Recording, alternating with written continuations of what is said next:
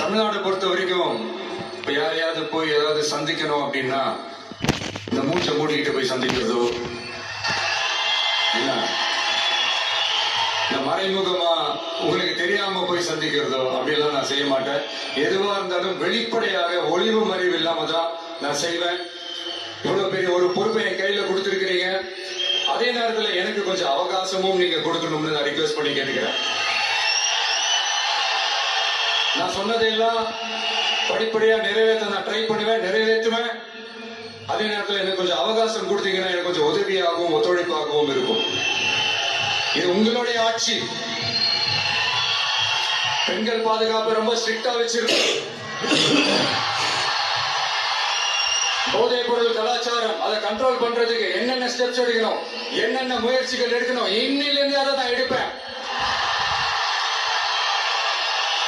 நம்ம பசங்களை அதுல இருந்து காப்பாற்ற வேண்டியது நம்ம அரசனுடைய பொறுப்பு.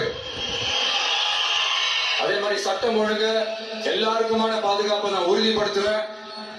என்ன அவமானப்படுத்துறவங்களாகவே இருந்தாலும், என்ன கஷ்டப்படுத்துறவங்களாகவே இருந்தாலும், அவங்களும் என் மக்கள் தானே. நண்பர்களாக இருந்தாலும் எதிரிகளாக இருந்தாலும் 8 கோடி மக்களும் என் மக்கள் தானே.